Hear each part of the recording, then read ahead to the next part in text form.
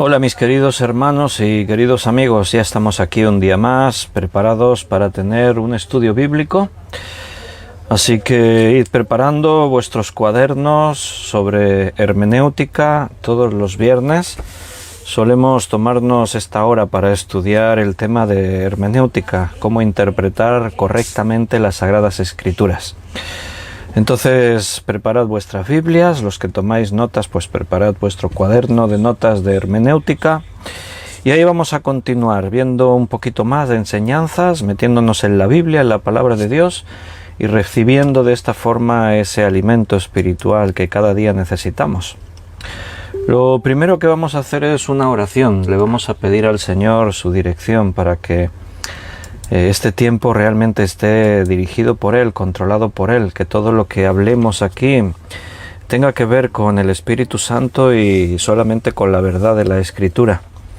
Así que vamos a hacer una oración y comenzamos. Señor, muchas gracias por este tiempo, un nuevo día que venimos, abrimos tu palabra. Ahí está tu iglesia, esa iglesia universal, ese grupo de hijos tuyos que tienen hambre de tu palabra, y venimos pidiendo tu dirección, que tú, Señor, nos enseñes todas las cosas, que nos guíes a toda la verdad. Eso es lo que Jesús prometió que el Espíritu Santo haría, y creemos que tenemos el Espíritu Santo y creemos que Él se mueve en medio de nosotros porque somos tu iglesia. Necesitamos más y más llenarnos de ese Espíritu y más llenarnos de tu palabra, porque en estos tiempos en los que vivimos hay mucha frialdad y hay muchas distracciones y también tus hijos ahí nos vemos afectados.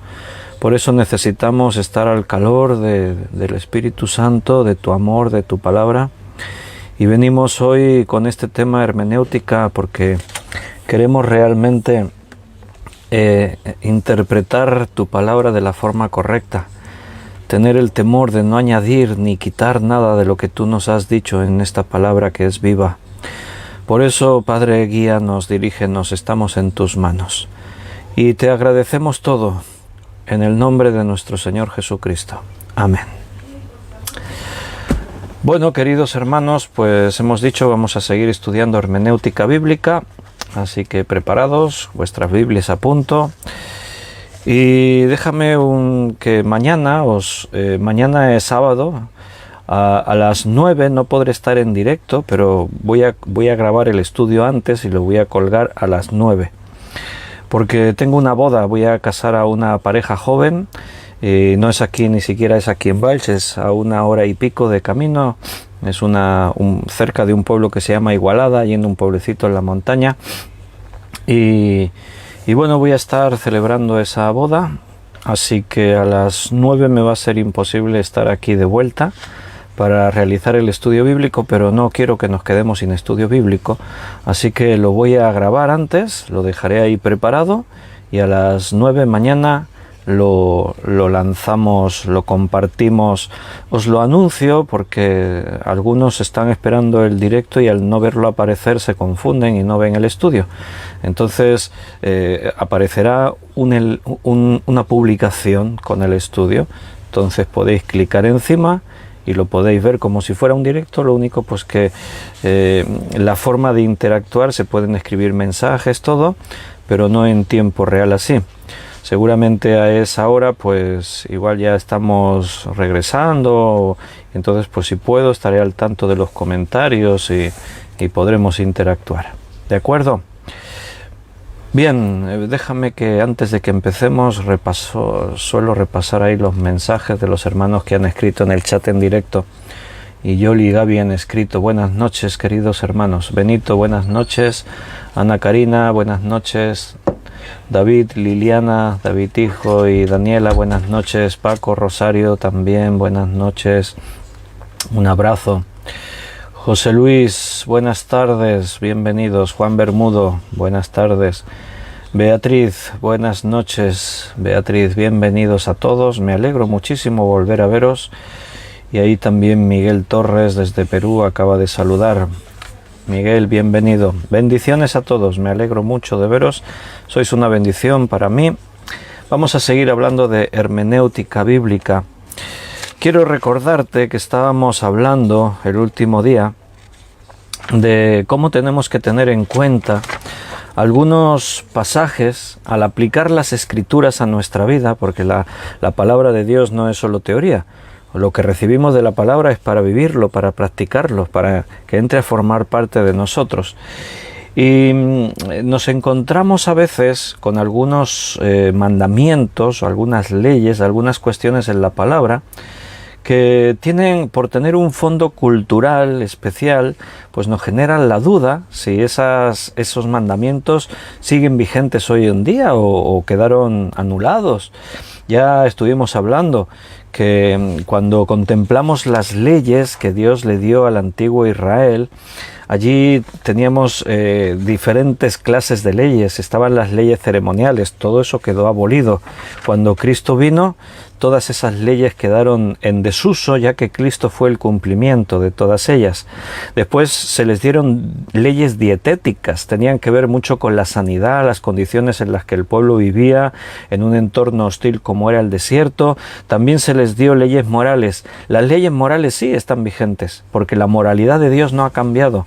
Tiene que ver con el pecado y eso está hoy igual que siglos atrás. Y después también se les dio leyes civiles, porque Israel, además de ser el pueblo de Dios, era una nación y necesitaban leyes para poder gobernar, tener un orden, derechos. Entonces, las leyes civiles en general diríamos que el principio y el fondo también sería aplicable para nosotros hoy, pero podría darse alguna excepción que tuviésemos que tener en cuenta. Todo eso es lo que hemos estado estudiando en las últimas clases de hermenéutica.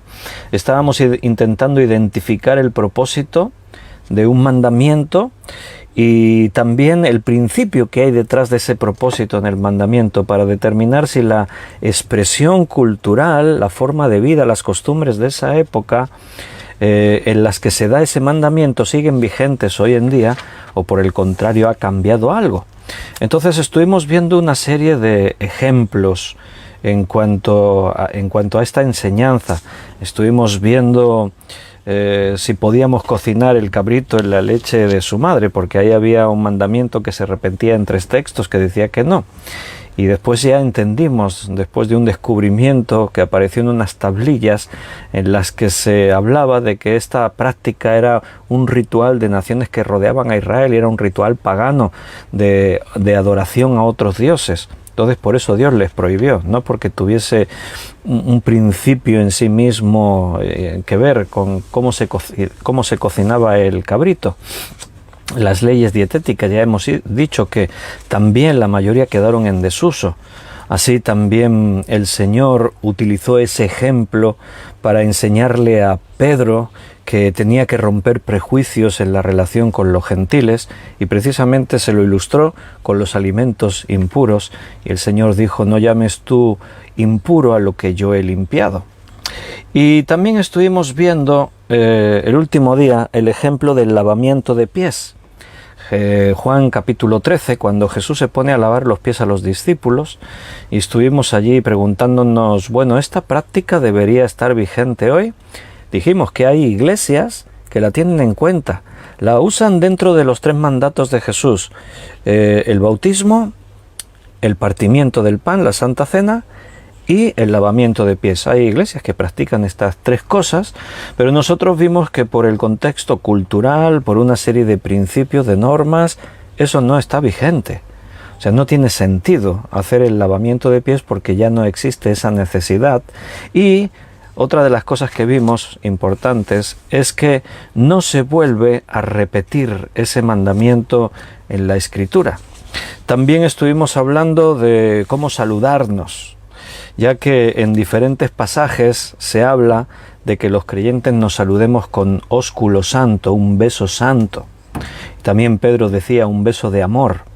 Entonces estuvimos también hablando de esto, que era una forma, una costumbre en aquella época, y ahí se le añade al beso con el que se saludaban las personas, se le añade el concepto santo o amor. Vimos que, curiosamente, en los diferentes países del mundo, el saludarse con besos o incluso otras formas curiosas de saludarse que respetamos, ¿no? Porque cada lugar tiene sus costumbres. Y bueno, algunas causaron sensación. Después el domingo algunos hermanos en la iglesia me comentaban, oh, esta forma de saludarse. Y no, yo ya dije que como los masái no saludéis, que se saludan escupiéndose unos a otros. No, hombre, este no. Los demás, bueno, la mayoría sí, se pueden practicar. Y ahí estamos, vamos a continuar en este punto. Vamos a seguir hablando de los criterios para identificar lo que es normativo, o sea, aquello que sí o sí es un mandamiento, no ha cambiado nada con el paso del tiempo y lo tenemos que obedecer. Si Dios dijo así, hay que seguir obedeciendo. Y vamos a hablar de eso, de cómo determinamos cuando el principio que hay detrás de un mandamiento, que suele tener esa expresión cultural, debe retenerse o descartarse. Porque a veces detrás de algunos mandamientos también hay, bueno, siempre hay un fondo cultural, pero en qué casos lo descartamos y en qué casos decimos no, pero a pesar del trasfondo cultural, este mandamiento se tiene que seguir respetando. ¿Qué criterios seguimos a la hora de interpretar así la Escritura? Bien, para eso se inventó una palabra, que es la palabra contextualización. Esa es una palabra que se inventa precisamente para aplicarla en esto que estamos hablando. O sea, entender el principio que hay detrás de un mandamiento, con su expresión cultural, las formas, costumbres que en esa época se practicaban, y al entender este principio que está detrás de ese mandamiento, utilizando esas formas y todo, entonces tenemos que buscar la expresión cultural que mejor corresponda en el momento actual, en nuestra época, en nuestro tiempo, también en el país donde se está interpretando, porque como el otro día veíamos los saludos, dependiendo de un país a otro puede ser distinto. Los cristianos en España se pueden saludar de una forma y los cristianos en alguna región de Rusia se saludan de otra forma distinta. Entonces la contextualización busca eso, tratar de este mandamiento tenía este fondo detrás, esto lo tenemos que obedecer, pero la cosa es cómo lo obedecemos. O sea, en la misma ilustración de saludaros con un beso santo, un beso de amor, eso sería contextualizar. Pero aquí no nos damos un beso, nos damos 2 besos en España. Bueno, pues que sean 2 besos de amor, 2 besos santos, ¿entiendes? No es que aquí en este país, como decíamos los estos que están por ahí ahora no me sale el nombre, los maoríes que están en Nueva Zelanda, que ponían nariz contra nariz, y entonces uno exhalaba el aliento y el otro lo respiraba. A eso le llaman el aliento de vida, ahí en Nueva Zelanda, entre las tribus maoríes. Entonces, bueno, si hay los cristianos de ahí, ¿cómo se saludan? Pues de esa forma, se echan un aliento de amor, un aliento santo. ¿Me explico? O sea, eso es contextualizar. El mandamiento se tiene que cumplir. Los creyentes nos tenemos que saludar con amor, porque forma parte de lo que somos. O sea, cuando tú ves a tus hermanos tienes que alegrarte de verlos. Sí, Belén dice, en Francia creo que 3 besos. La semana pasada ya repasamos todo eso. En Francia 3 besos. Y en algunos lugares en Francia también, y en algunos lugares de Rusia hasta 6 besos se dan. Y bueno, y otras muchas cosas que dijimos la semana pasada. Fue una lista larguísima que hablamos de costumbres, de saludos por todo el mundo. Entonces, cuando contextualizamos, también tenemos que tener mucho cuidado. ¿Por qué? Porque cuando se interpreta mal, de ahí que estamos hablando de hermenéutica, interpretar correctamente, si interpretamos mal y queremos contextualizar bajo una base equivocada, entonces podemos cometer errores graves. O sea, podemos caer en el error de tratar de aplicar una teología que sirva para todas las personas, culturas y épocas, y errores como este dieron lugar, por ejemplo, a la teología de la liberación. ¿Habéis oído hablar de ese concepto, teología de la liberación? La teología de la liberación es una teología que surge hace años. Surge de hecho allí por los años 60, 1960, por ahí es cuando comienza esta teología a funcionar. Hay cosas que influyen, como el Segundo Concilio Vaticano, el Segundo Concilio Vaticano y también algunos encuentros ecuménicos y reuniones entre protestantes. La teología de la liberación nace ahí entre catolicismo y protestantismo. Entonces ahí hay que tener cuidado. Esta corriente teológica surge en América Latina, principalmente en esta década de los 60. ¿Y en qué consiste la teología de la liberación? Bueno, pretende interpretar las escrituras, así contextualizando, ¿no?, a través de la crisis económica de los pobres. O sea, vienen a decir, ahora te resumo mucho porque tiene mucho estudio esto de la teología de la liberación, pero para resumirlo, vendría a decir que los verdaderos seguidores de Jesús eran los pobres. O sea, los pobres son los verdaderos seguidores de Jesús, y dicen en esa teología porque Jesús era pobre.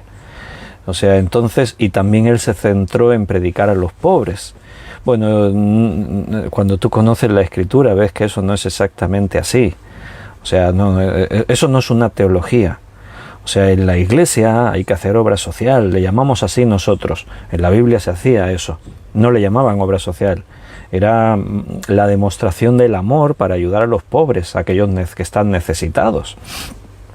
Pero eso no es teología, ese es el fruto del cristiano, de ser cristiano, del amor. Tú ves las necesidades en los demás y te mueves. Pero el Evangelio no está restringido solo a los pobres. Los seguidores de Jesús no solo eran pobres, había de todas clases sociales. Jesús le habló a personas de todas las clases sociales, a pobres y a no pobres, a todos. Entonces, cuando se trata de hacer esta forma de contextualizar sin una interpretación correcta, se llega a estos errores, se convierte, se puede convertir el pecado como injusticia social y la salvación se puede plantear como una liberación de los pobres, y entonces trastornamos las doctrinas bíblicas, y eso tenemos que ser muy cuidadosos.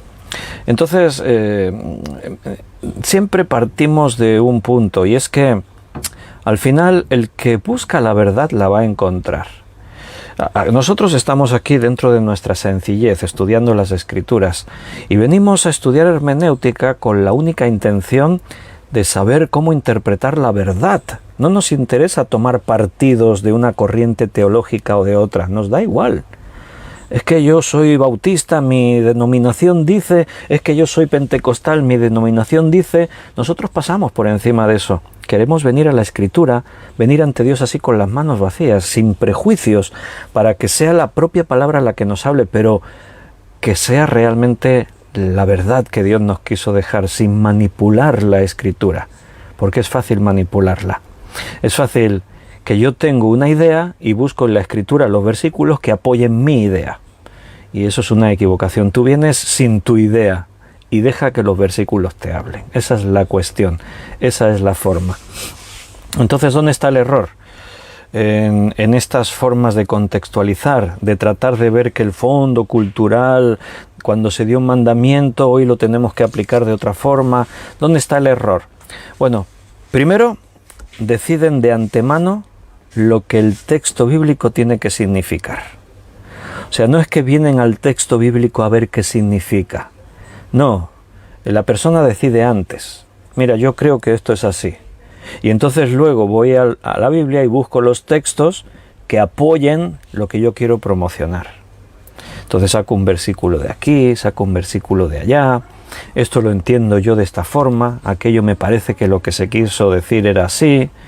Entonces ahí se coge la Biblia y la Biblia se convierte en una excusa para defender ideas de hombres. Y eso no puede ser. O sea, la palabra de Dios es única, es absoluta y solamente tiene una verdad, hay una verdad central que es Jesucristo, y todo lo demás no se contradice, gira en torno a esta verdad única que hay en las Escrituras. Entonces el texto bíblico no es determinado por los autores bíblicos, sino por el contexto contemporáneo y los eventos revolucionarios. Esto es lo que se comete en este error. Y es al revés. Los escritores bíblicos son los que querían transmitir un mensaje, y eso es lo que en diferentes momentos al estudiar hermenéutica nosotros nos hemos preguntado. ¿Qué es lo que querían transmitir los escritores bíblicos y qué es lo que entendían los lectores de su época? En este error ocurre al revés. El texto bíblico no es determinado por los autores bíblicos, sino por el contexto contemporáneo, los eventos revolucionarios que ha habido a través de las épocas. No es que hoy en día este texto lo tenemos que interpretar así. Bueno, depende, ya lo hemos dicho. Tenemos que averiguar si ese texto es moral o es una cuestión dietética o tenía que ver con leyes ceremoniales o tenía que ver con unas costumbres específicas y unos problemas concretos que había en esa época. Esa es la cuestión. Averiguar. La palabra de Dios no se puede convertir en algo relativo. Depende. No.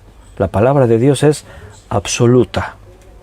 Entonces tenemos que venir a la palabra de Dios y tratar, porque nos interesa, de leer y entender la verdad, sin añadir ni quitar nada. La verdad absoluta.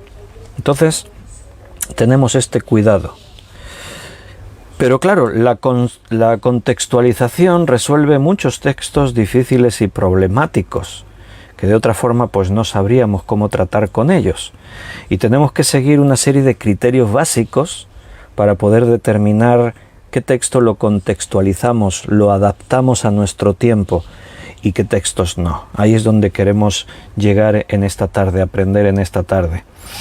Hay un criterio básico, ¿vale? Que tiene decimos que tiene que haber una similitud entre la situación del lector original y la del creyente de hoy en día. Tenemos que buscar esa similitud. Te voy a poner un ejemplo, y así con los ejemplos y yendo a la Biblia, pues iremos entendiendo mejor todo lo que os trato de decir en esta noche. Génesis capítulo 2, versículo 28. Génesis 2,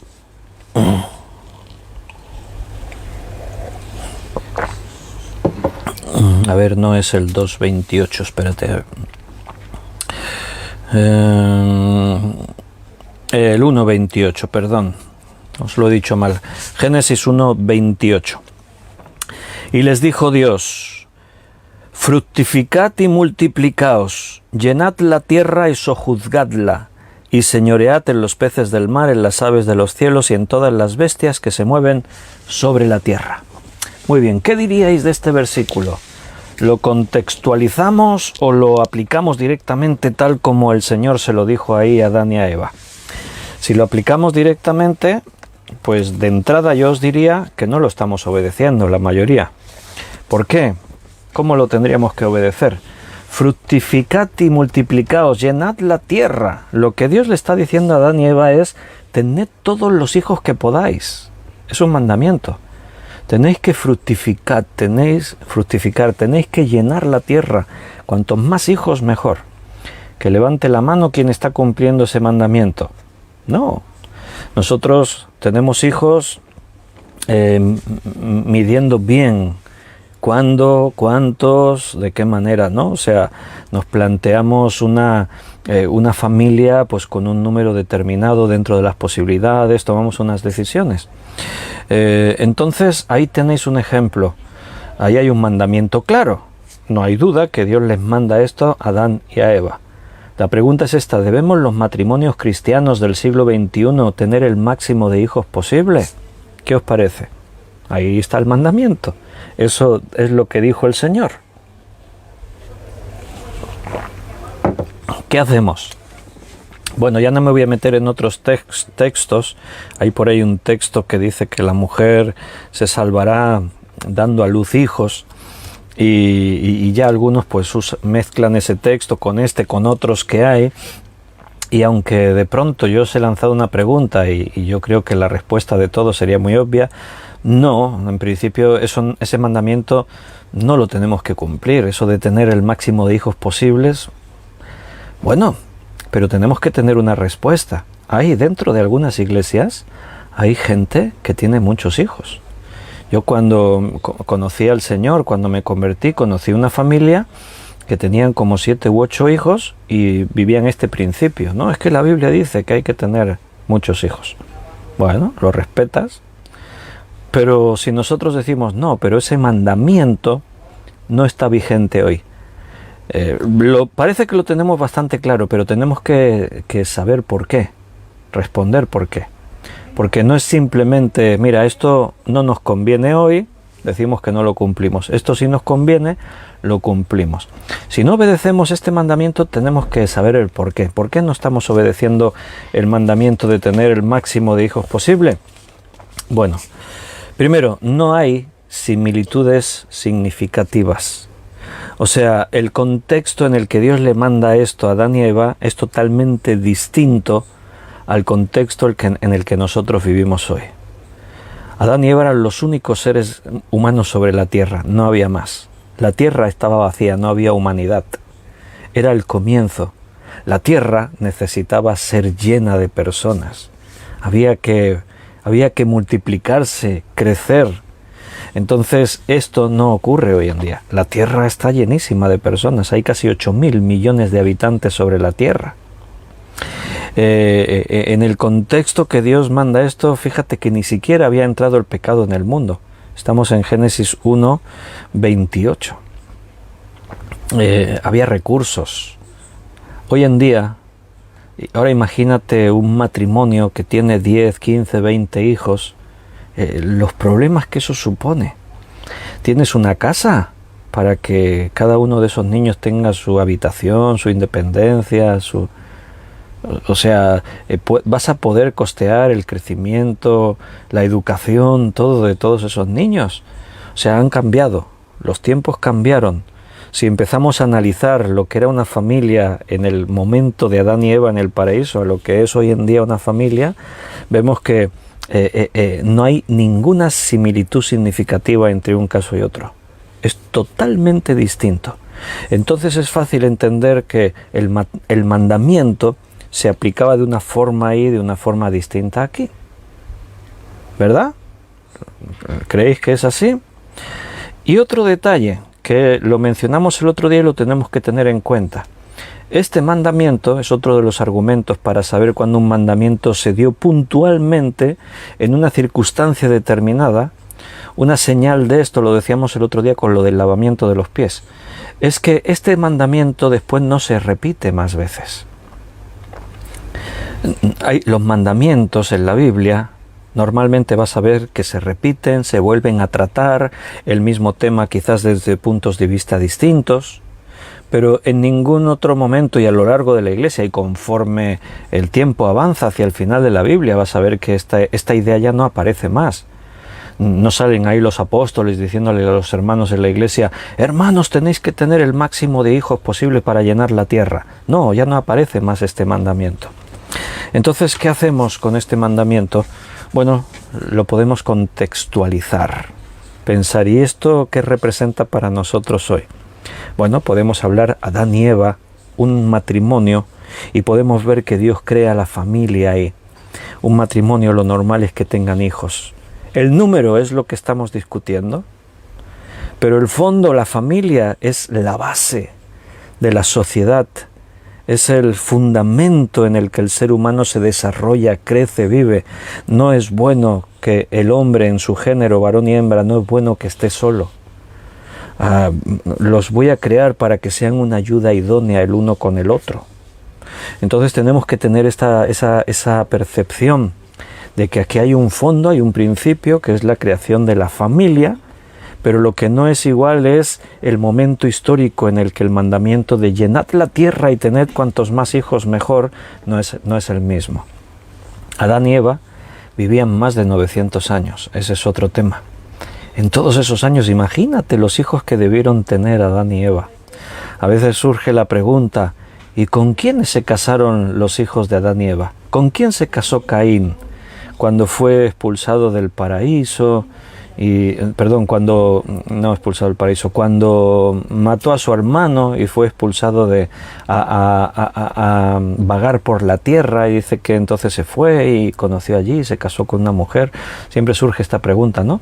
¿Y de dónde salió la mujer con la que se casó Caín? Recuerda, Adán y Eva están teniendo hijos. Muchos de los hijos de Adán y Eva ni se van a conocer entre ellos. ¿Por qué?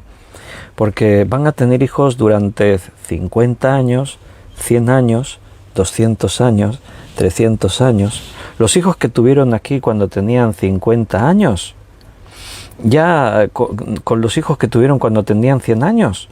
Pero es que a la vez estos hijos ya, la primera generación es la que se van a casar entre hermanos. Pero a partir de ahí, la tierra, como Dios les mandó, se está llenando de gente. Llega un momento en el que el parentesco al principio es muy cercano, pero es que no había otra forma, pero inmediatamente después de eso el parentesco ya desaparece. Estamos hablando de que en 3 generaciones ya esto es una diversidad y una extensión por aquí y por allá, y ya no se conocen, ¿verdad? En las epístolas del Nuevo Testamento nos encontramos a veces, es más en el Antiguo Testamento, pero en el Nuevo Testamento también, y tenemos algunos casos puntuales muy importantes en los que se han creado grandes debates dentro de la Iglesia, si hay que cumplir esto o no hay que cumplirlo. Tenemos que entender, por ejemplo, que las epístolas son documentos ocasionales que se escribían bajo una situación, circunstancia, a veces preguntas o necesidades que las iglesias tenían. Cuando tú estudias las epístolas, por ejemplo, Pablo le escribe a los corintios porque ha escuchado de los desórdenes que hay ahí. Y entonces eso motiva a Pablo a escribir y tratar esos desórdenes, divisiones, pecados en la iglesia, conflictos ante los tribunales de unos hermanos contra otros, abusos en algunas doctrinas importantes como el recordatorio de la muerte de Jesucristo, la Santa Cena, etcétera, etcétera. Entonces esa epístola está provocada por unos problemas que hay en ese momento en la iglesia de Corinto.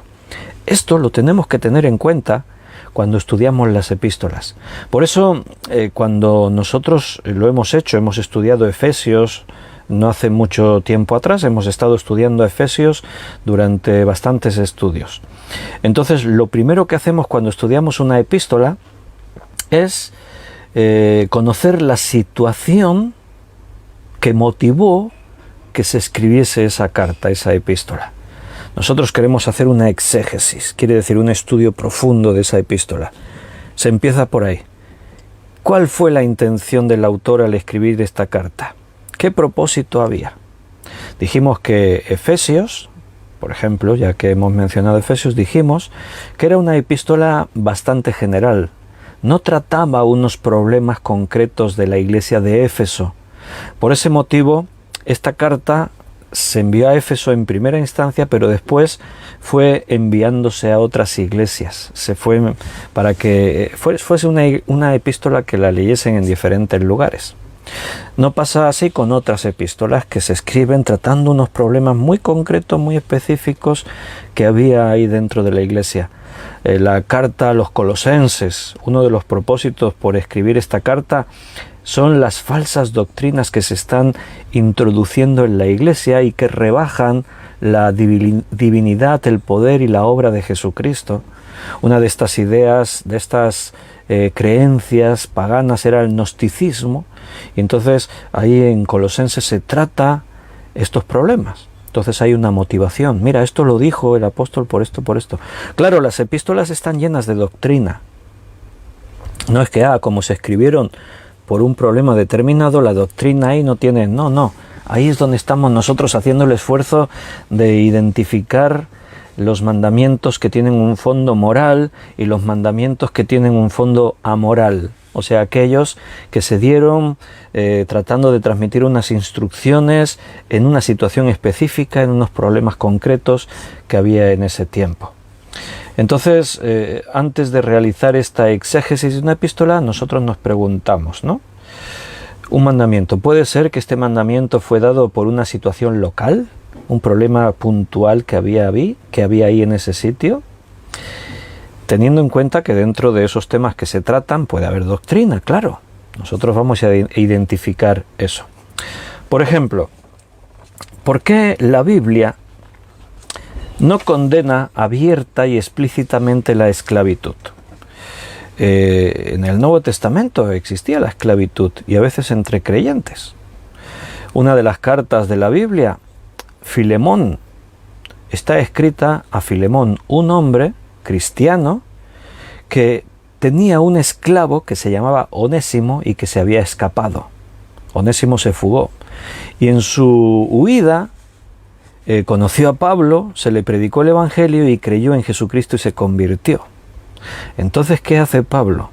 Le escribe a Filemón y le dice: Filemón, mira, te envío a Onésimo, tu esclavo, pero ahora te lo envío también como hermano, recíbelo como hermano, no lo castigues.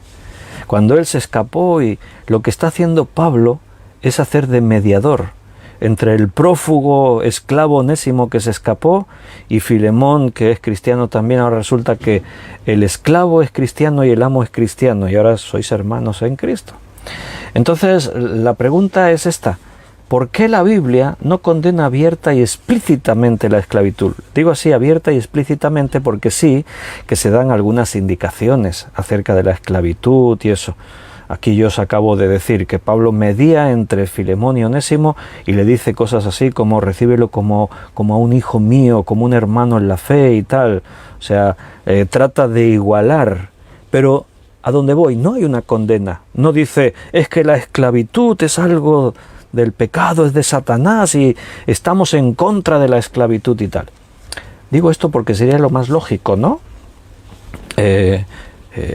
En la historia de la humanidad ha habido grandes enfrentamientos y ha habido muchas muertes por causa de la esclavitud y los que defendían la libertad de los esclavos.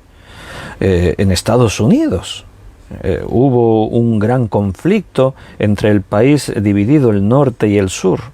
El tema de la esclavitud tuvo que ver mucho en ese conflicto. Países como Sudáfrica, ahí se ha vivido un problema con la esclavitud tremendo. En fin, son temas que han llevado a confrontaciones de seres humanos, de países, de formas de pensamiento. Y en cambio uno podría preguntar: ¿y por qué la Biblia no confronta eso? ¿Por qué la Biblia no lo ataja así de una forma directa? Y de hecho, al pueblo de Israel se les dio instrucciones. Primero, tenemos que recordar que el propio pueblo de Israel fueron esclavos. Se convirtieron en esclavos cuando estaban en Egipto. La familia de Jacob llega a Egipto porque José es el que manda en Egipto por debajo de Faraón, y llegan allí por este motivo. Tienen favor en la nación porque José está al mando de todo. Pero en poco tiempo José muere, el faraón que favorecía a José muere, y los israelitas, que empiezan a crecer y a multiplicarse, a convertirse en una gran nación, están en una tierra extranjera que es Egipto y son sometidos a la esclavitud.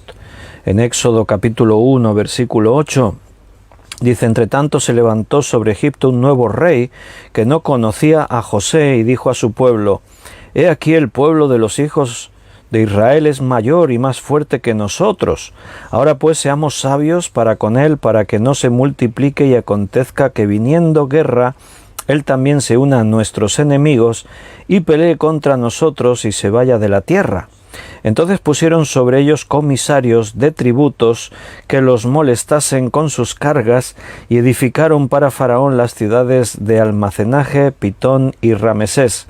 Pero cuanto más se los oprimía, tanto más se multiplicaban y crecían, de manera que los egipcios temían a los hijos de Israel. Y los egipcios hicieron servir a los hijos de Israel con dureza, y amargaron su vida con dura servidumbre. en hacer barro y ladrillo y en toda labor del campo y en todo su servicio, al cual los obligaban con rigor. Ahí tienes, los convierten en esclavos. Y habló el rey de Egipto a las parteras hebreas, de las hebreas, una de las cuales se llamaba Sifra y la otra Fua, y les dijo: cuando asistáis a las hebreas en sus partos y veáis el sexo, si es niño, matadlo, y si es hija, que viva. Pero las parteras temieron a Dios y no hicieron como les mandó el rey de Egipto, sino que preservaron la vida de los niños. Y el rey de Egipto hizo llamar a las parteras y les dijo: ¿por qué habéis hecho esto? ¿Por qué habéis preservado la vida de los niños? Y las parteras respondieron a Faraón: porque las mujeres hebreas no son como las egipcias, pues son robustas y dan a luz antes que la partera venga a ellas. Y Dios hizo bien a las parteras y al pueblo, y bueno, y continúa ahí explicando el pasaje. Pero ahora quiero que te acuerdes de algo, que después de esto, ellos serán liberados, 400 años de esclavitud, después serán liberados, van a conquistar la tierra que Dios les había prometido, la tierra de Canaán, se van a establecer como nación, se va a formar un reino porque van a tener reyes, así lo quisieron ellos, como los otros pueblos que tienen reyes, y va a llegar un momento en el que los propios judíos van a tener esclavos también. Eran costumbres de aquel tiempo y ellos van a tener también esclavos. Ahora bien, Dios da leyes a su pueblo para eliminar los aspectos abusivos de la esclavitud. Pero la pregunta sigue estando en el aire. ¿Por qué la Biblia no condena y enfrenta este problema de una forma explícita y tajante? No a la esclavitud. No, la Biblia permite, Dios permitía. ¿Por qué? Como os he dicho, ahí en la ley se dieron instrucciones para suavizar cuando será abusivo con los esclavos. Y también se llegó a plantear la libertad de todos los esclavos. La ley establecía que después de 7 años de tener a un esclavo, a los 7 años le tenías que dar la posibilidad al esclavo de ser libre. Tenías que darle la opción: mira, has cumplido 7 años de esclavitud a mi servicio, ahora puedes irte, puedes ser libre. Todo eso lo enseñaba la ley. En el Nuevo Testamento aparecen principios que enseñan que Dios está en contra de la esclavitud. Por ejemplo, en primera carta a Timoteo, capítulo 1, versículo 9 y 10, primera de Timoteo 1, 9 y 10, dice: conociendo esto, que la ley no fue dada para el justo, sino para los transgresores y desobedientes, para los impíos y pecadores, para los irreverentes y profanos, para los parricidas y matricidas, para los homicidas, para los fornicarios, para los sodomitas, para los secuestradores, para los mentirosos y perjuros, y para cuanto se oponga a la sana doctrina. Ahí dice una lista de cosas que se oponen a la sana doctrina de Dios. Para esto se dio la ley, para hacer que estas injusticias, estas transgresiones, estos pecados se corrijan. Y entre estos pecados, entre estas transgresiones, dice: para los secuestradores. Bueno, es una palabra que al traducirla al castellano se perdió el significado. Si tú lees otras versiones, creo que la Nueva Versión Internacional lo tiene así corregido. Allí dice: para los traficantes de esclavos. Esta es la palabra griega original, porque hoy en día decir secuestradores, claro, el principio puede ser el mismo. Cuando se secuestra a una persona es arrebatarla de su entorno contra su voluntad, llevártela contra su voluntad. El tráfico de esclavos consistía en esto. Los barcos negreros llegaban a África, ahí entraban hombres armados por los poblados y se llevaban a la fuerza, secuestraban a hombres, mujeres, niños, para venderlos como esclavos. ¿Con qué derecho? ¿Con qué derecho llegas tú, coges a una persona y dices: ahora te voy a vender como esclavo? Bueno, pues ahí la Biblia condena esto.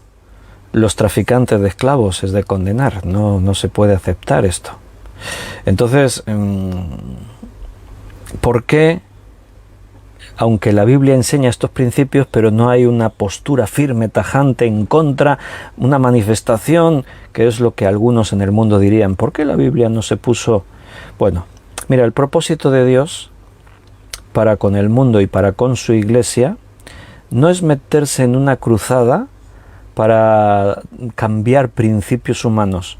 La Biblia nos enseña que el mundo está bajo la maldición del pecado, y bajo la maldición del pecado se cometen todo tipo de abusos.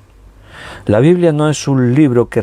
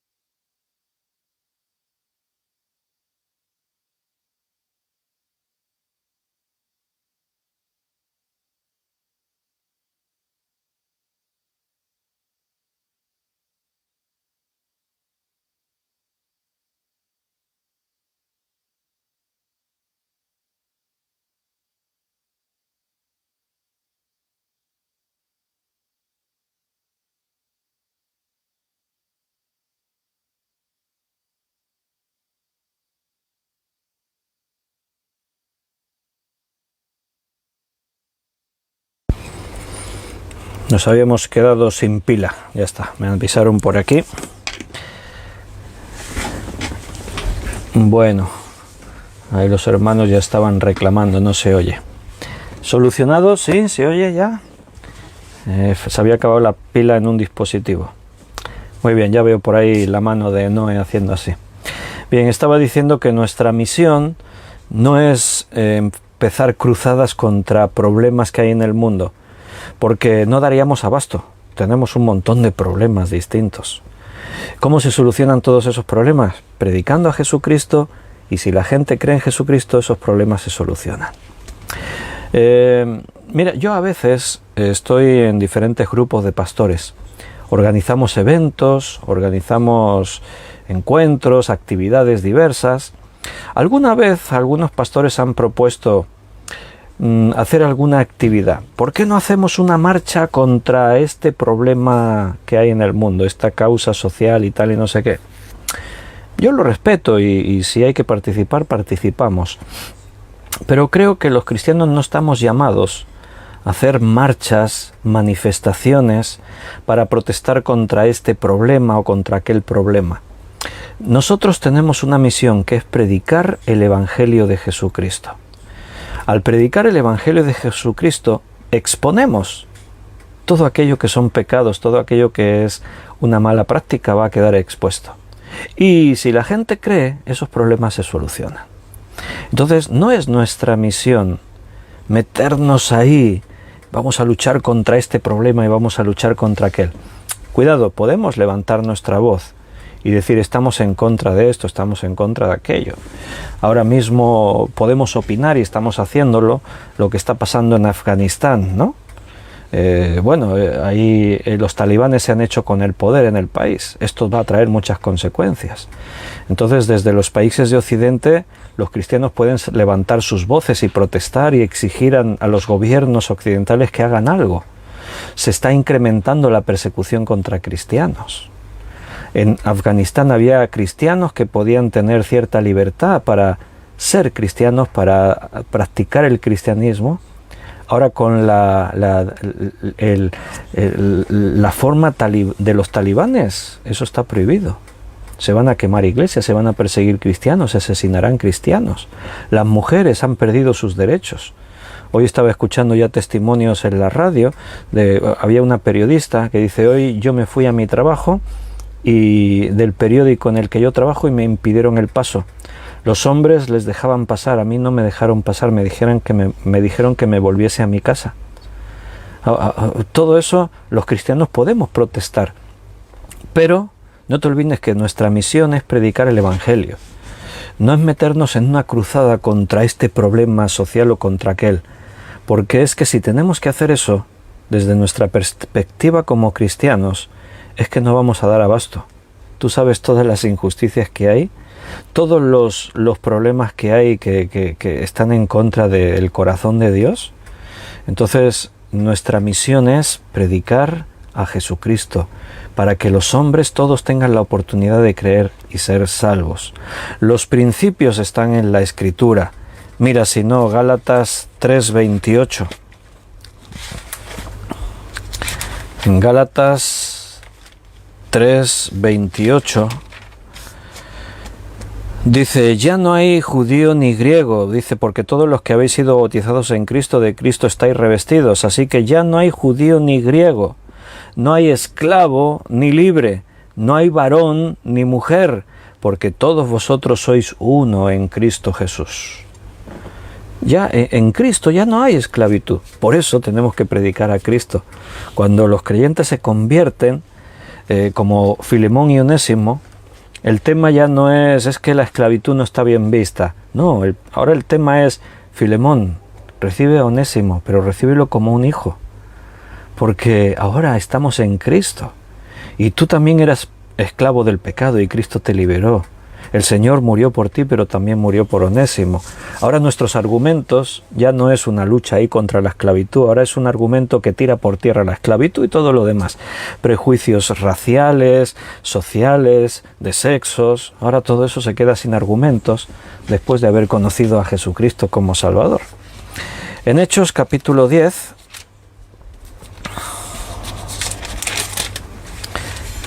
Hechos 10:34, lo estábamos estudiando el otro día, porque al final también era una forma de racismo lo que los judíos sentían contra los gentiles, y Dios trató con Pedro, y una de las cosas que le dijo fue esta, Hechos 10:34. Pedro entonces, abriendo la boca, dijo, en verdad comprendo que Dios no hace acepción de personas. Da igual que seas gentil o judío, que seas blanco o negro, que seas hombre o seas mujer, que seas esclavo o seas señor. Da igual. Dios no hace acepción de personas, no tiene favoritismos. Es que este es un noble y este es un pobrecito. No, Dios no hace eso. La Biblia enseña estos principios.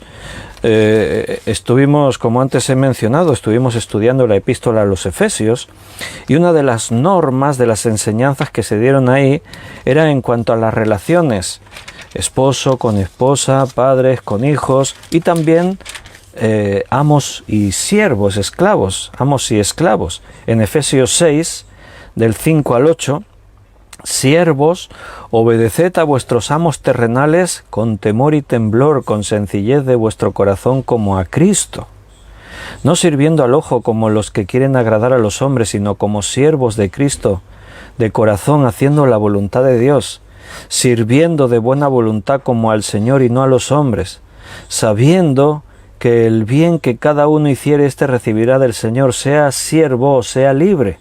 Y vosotros, amos, haced con ellos lo mismo.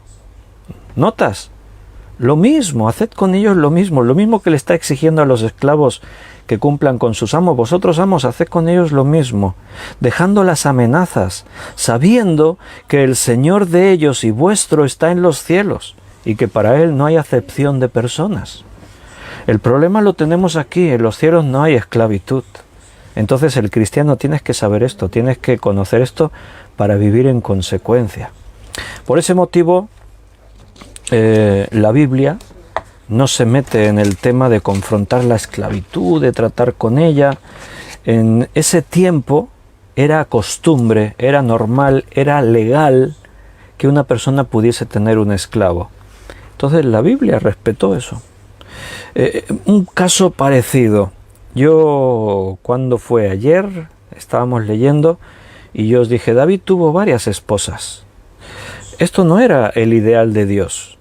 Dios dijo, dejará el hombre a su padre y a su madre y se unirá a su mujer. No dice a sus mujeres, no, a su mujer, y serán los dos una sola carne. El propósito, el ideal de Dios es una familia formada por un hombre y una mujer, una familia que tiene como principio un matrimonio heterosexual y estos tienen hijos y forman una familia. Pero resulta que muchos de los personajes de la Biblia tuvieron varias mujeres.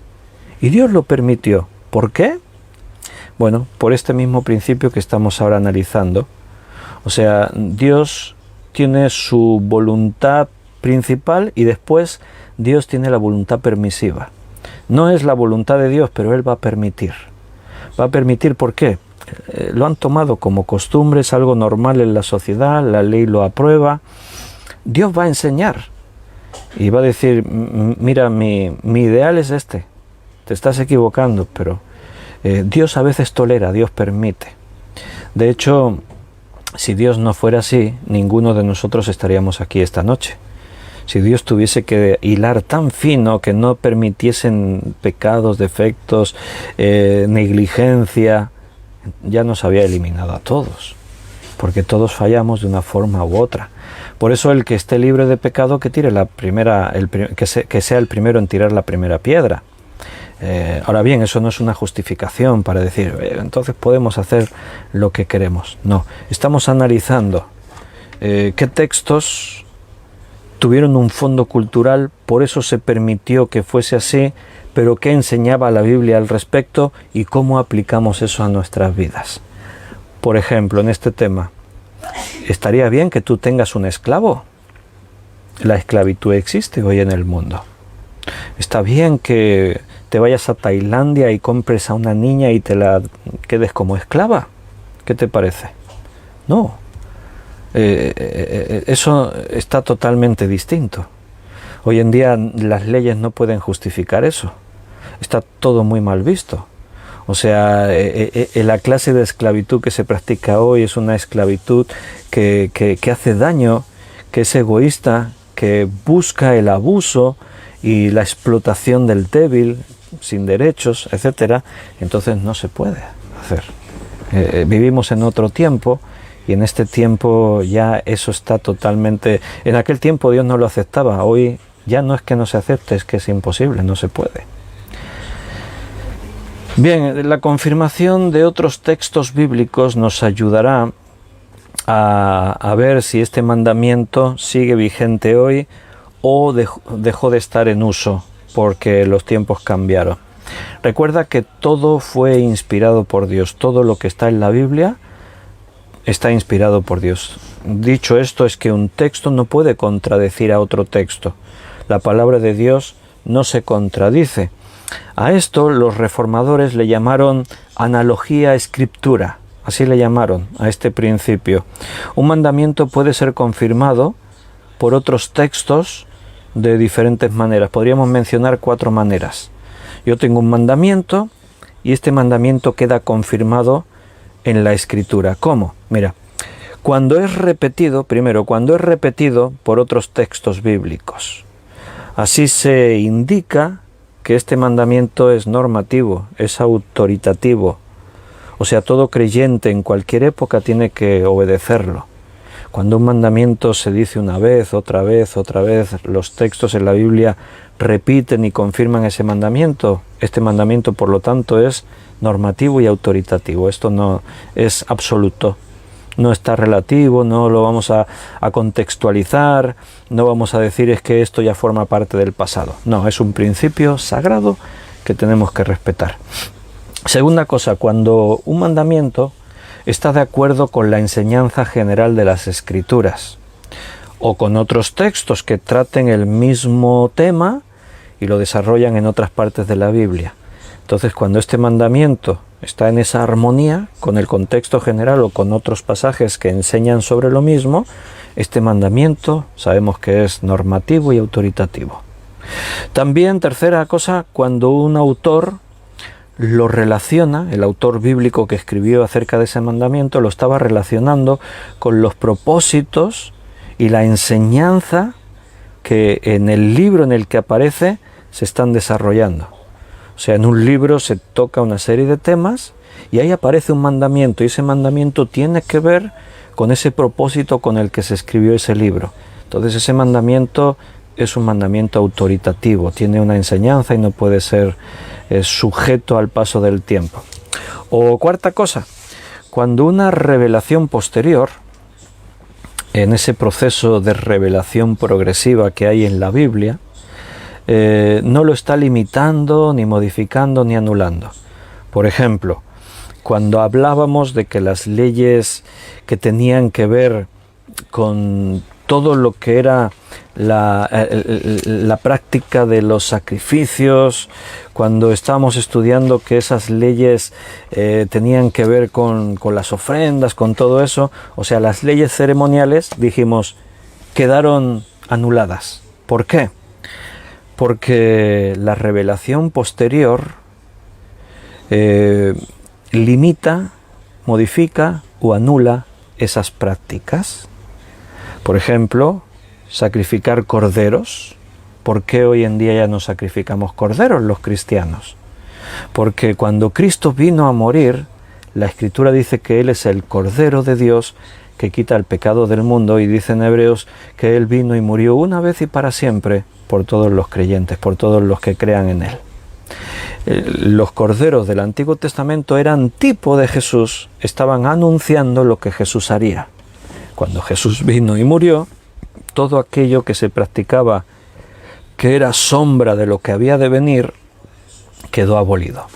Entonces, cuando una revelación posterior no limita, modifica o anula un mandamiento, este mandamiento sigue estando vigente. Esas son las 4 maneras que confirman que un texto sigue estando totalmente validado para nosotros hoy, aunque se diese allí con 3000 años de antigüedad. Eso lo tenemos que seguir practicando, obedeciendo, tenemos en cuenta. La naturaleza de cada uno de esos mandamientos del texto es lo que tenemos que tener en cuenta. Nos podemos preguntar esta cuestión. ¿Este mandamiento, este texto es moral o es amoral? O sea, un mandamiento es moral cuando refleja la naturaleza de Dios o alguno de sus atributos. Entonces, si es así, ese mandamiento es absoluto, permanece normativo aunque pasen los siglos, y se aplica en esta época igual que la época cuando se dio ese mandamiento. No hay ninguna duda, no hay nada a discutir. Y en relación con esto, yo ponía el otro día un ejemplo, podemos volver a ese ejemplo, que era lo contrario, que sería un texto amoral, o sea que no está hablando no refleja la naturaleza de Dios o alguno de sus atributos. Para comprender eso nos vamos a la parte contraria. ¿Qué sería un texto amoral? Un texto que no está hablándome del carácter y la naturaleza de Dios o de los atributos de Dios. Por ejemplo, el mandamiento que hay en primera carta a los Corintios, capítulo 11, versículos 5 y 6. Primera de Corintios 11, 5 y 6. Pero toda mujer que ora o profetiza con la cabeza descubierta, afrenta su cabeza, porque lo mismo es que si se hubiese rapado. Porque si la mujer no se cubre, que se corte también el cabello, y si le es vergonzoso a la mujer cortarse el cabello o raparse, que se cubra. Y esto está dentro de un contexto, ¿vale? O sea, podemos leer todo el pasaje desde el versículo 2 hasta el 16. Está hablando del atavío de las mujeres, de que se sometan al varón, etcétera, etcétera. Pero para ilustrar esto quería resaltar lo de cubrir la cabeza. Aquí nos tendríamos que preguntar, ¿este mandamiento es moral o es amoral? ¿Es un mandamiento que está respaldado por mandamientos directos en otra parte de la Escritura? ¿Ha quedado este mandamiento limitado, modificado o anulado por otras enseñanzas con la revelación que hay en la Biblia? ¿Este mandamiento tenía un fondo cultural que ya no se cumple hoy en día? Todas estas preguntas nos tienen que llevar a una respuesta de saber si tenemos que hacer que las mujeres hoy en día, cuando profetizan o oran en la iglesia, cubran su cabeza, o ya no es necesario que la cubran. Yo os ponía un ejemplo el otro día, os decía, yo he estado en iglesias predicando en Rumanía, donde todas las mujeres llevaban cubierta su cabeza, y es más, se sentaban a un lado todas juntas de la iglesia y los hombres estaban sentados al otro lado. había una distinción entre sexos y las mujeres tenían que llevar su pañuelo. Muchas mujeres rumanas que nos han ido llegando a las iglesias venían con esa costumbre. Después, con el tiempo, poco a poco fueron perdiéndola. ¿Por qué perdieron la costumbre? ¿Por qué dejaron de practicar esa forma? Bueno, aquí hay un fondo cultural y en este momento histórico en el que esto se enseña. Recuerda que esta enseñanza está dentro de una carta, la primera carta a los Corintios. Antes nos preguntamos, ¿qué motiva escribir la carta a los Corintios? Y yo os dije, los desórdenes que hay dentro de esta iglesia. Divisiones, pecados, falta de amor, rebeldía, hay un montón de historias ahí. Y uno de estos problemas precisamente es este. Cuando las mujeres ahora en la iglesia descubren la enseñanza de que ahora todos somos iguales en Cristo, las mujeres hicieron efecto péndulo, se fueron de aquí al otro extremo. Normal, querían reivindicar sus derechos y cuando eso ocurre, normalmente nos convertimos de ser abusados a convertirnos en abusivos nosotros. Entonces las mujeres ahora ya querían pasar por encima de todo, querían mandar, empezó a haber problemas, revueltas en la iglesia y entonces Pablo viene y establece un principio. En este principio, incluso dice en el versículo 4, todo varón que ora o profetiza con la cabeza cubierta afrenta su cabeza. ¿Por qué dice eso Pablo? Porque hay un fondo ahí cultural. Los judíos, cuando oraban, ellos tenían esta costumbre, cubrían su cabeza. En los rituales judíos, cuando el judío oraba, no sé si te viene a la cabeza a lo mejor la imagen de un sacerdote o un judío en el templo orando y que llevan una especie de tela que usan para cubrir su cabeza. A esto se le llama talit, que es un velo, una especie de velo que lo que buscaba era demostrar la reverencia delante de Dios.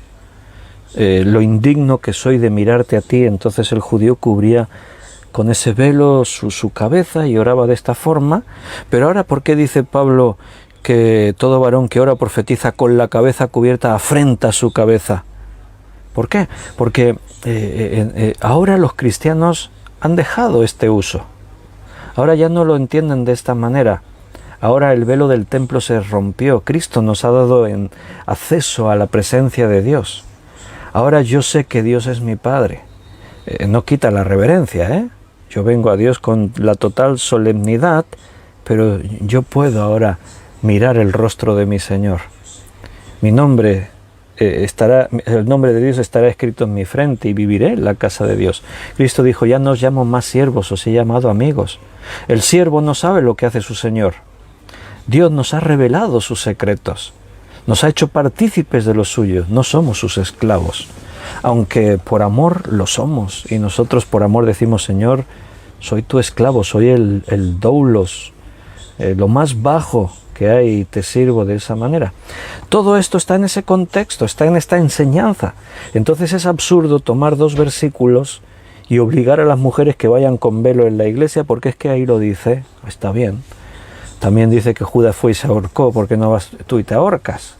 O sea, es que dice ahí en este versículo, bueno, la Biblia se escribe para bendecirnos y dentro de un contexto, y tenemos que tener la sabiduría de interpretar la Biblia correctamente, sin añadir, sin quitar. Lo que quedó en un momento de la historia y no tiene validez hoy en día, entenderlo. Lo que se dijo entonces y sigue teniendo validez hoy en día, entenderlo. ¿Me explico? Bueno, espero que sí, pero tengo que terminar porque se nos ha hecho la hora y tenemos que dar por concluido el estudio hoy. Así que, queridos hermanos, lo vamos a dejar aquí por un día más y mañana seguiremos. Repito lo que dije antes, mañana no voy a estar en directo, pero voy a grabar el estudio exclusivamente para las 9 de la noche. Tengo una boda, tengo que casar a un matrimonio joven y lo tengo que casar en un pueblo a más de 1 hora de camino de aquí y es por la tarde-noche. Entonces a las 9 no voy a estar listo. Así que grabaré el estudio y a las 9 lo programaré para que se comparta a las 9. Entonces no aparecerá un vídeo en directo, aparecerá una publicación con el vídeo que tocará mañana. ¿Sí? Entonces no estéis pendientes del enlace del directo, sino del archivo que se compartirá, un archivo de vídeo que se compartirá con el estudio que tocará a las 9. Podéis interactuar igual, escribir un comentario en los comentarios de la publicación, yo responderé, como siempre. La única diferencia es esa, que no podré estar a las 9 en punto haciendo el estudio, así que lo organizaremos de esta otra manera. Hermanos, que Dios os cuide, os bendiga, que Él esté con vosotros, que Él os dé sabiduría, que nos ayude a caminar delante de Él, exaltando su nombre y la verdad de su palabra, y perseverando sin desmayar en todas estas cosas. Un abrazo muy fuerte, os amo con el amor del Señor. Si Dios quiere, mañana nos vemos otra vez. Hasta mañana.